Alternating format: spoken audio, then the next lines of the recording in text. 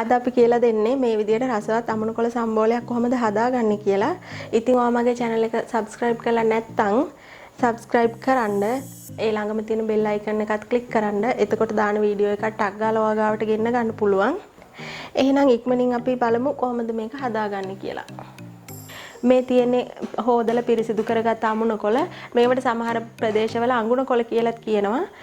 ඉතින් මේවා මේ හොදන්න ඕනේ නැහැ. අපි වැලකින් කඩා ගත්තා නම් ඒත් මේක මේ පලා අරගෙන එන කෙනෙක්ගෙන් ගත්ත නිසා මේ හොදලා වතුර බේරෙන්න තියලා තමයි ගත්තේ. වතුර තියෙද්දි කැපුවොත් මේක තිත්ත වෙනවා. ඒ නිසා වතුර බේරෙන්න ඕනේ. මේ තියෙන්නේ රතු ලුණු ගෙඩි 5-6ක් කපාගත්ත උම්බලකඩ අවශ්‍ය තරමට මේවා නයි කොච්චි නිසා මම මේ ගෙඩි දෙකක් තමයි දාලා තියෙන්නේ සැර වැඩි නිසා. ඔයාලා අමු මිරිස් පාවිච්චි කරාට කමක් නැහැ මේවා නැත්තම්.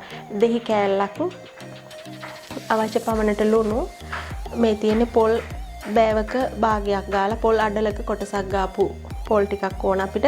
පොල් ගාද්දින් පොල් කට්ට හරියෙන් ගන්න එපා ගුරු පාට වෙන්න. මේ විදිහට සුදු පොල් ගන්න ඕනේ. දැන් අපි මේක කපා ගමු.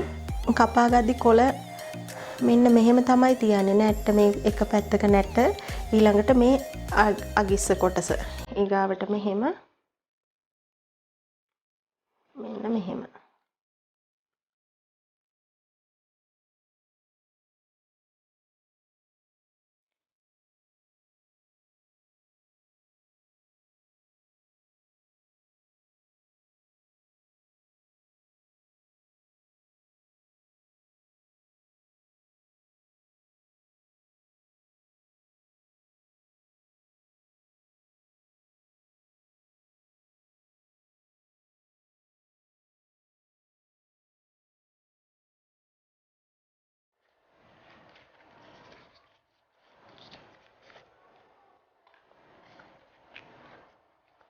මෙන්න මේ විදිහට අරගෙන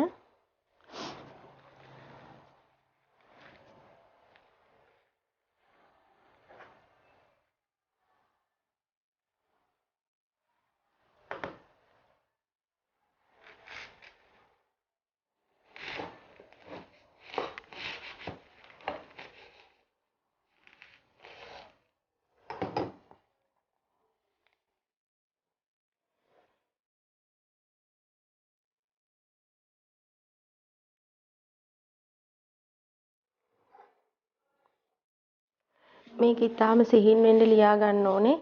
ඔයාලට මේ විදිහට තියාන කටින් බෝඩ් එකේ කපන්න පුළුවන් නම් එහෙම කරන්න. මට ඒ විදිහට හුරු නෑ. ඒ නිසා තමයි මම මෙහෙම කපන්නේ.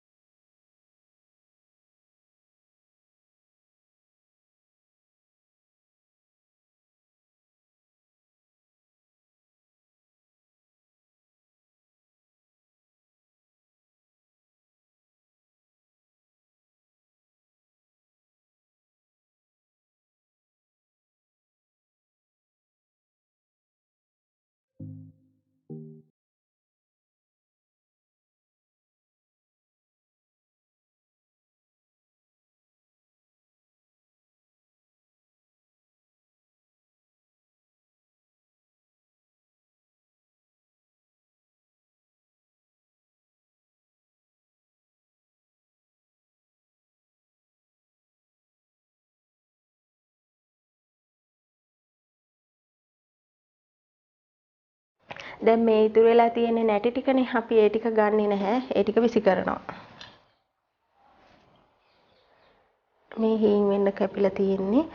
මේක දැන් වෙන කොළ වර්ග අපිට පුළුවන් මෙහෙම ආපහු අරගෙන ආයෙ කපන්න. අමුණු කොළ එහෙම කරන්නේ මේක තැල් වුණාම තිත්ත ගතිය වැඩි නිසා තැලෙන්න දෙන්නේ නැහැ. බොහොම පරිස්සමින් තමයි අනාගන්නේ.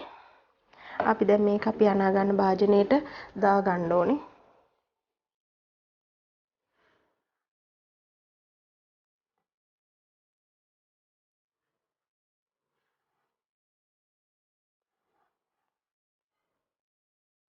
කිරි දෙන අම්මලාට එහෙම ඉතාම ගුණයි කියලා තමයි කියන්නේ අමුණු කොළ. ඊට පස්සේ අපි මේකට දාගන්න ඕනේ අපේ මේ කපාගෙන ලෑස්ති කරගත්ත දේවල් ටික.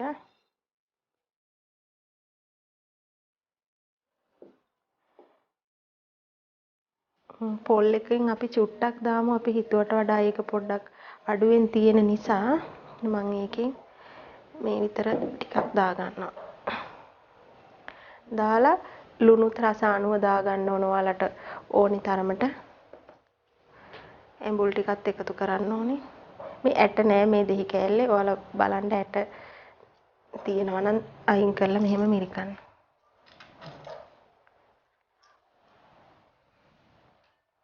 දැන් මේක මිරිකෙන්නේ නැති වෙන්න ඇඟිලි තුඩු වලින් හොඳට කලවම් කරන්න ඕනේ.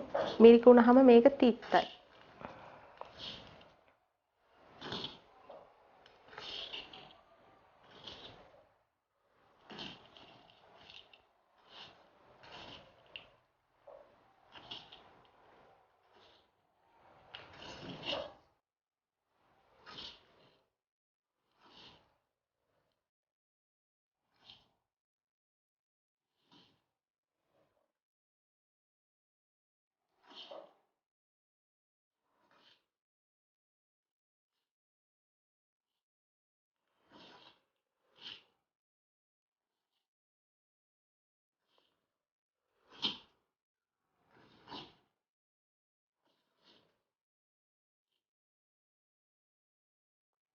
මේ කනල ඉවර වෙලා ලුණු බලන්න පොඩ්ඩක් මෙහෙම අතට අරගෙන කාලා බලන්න.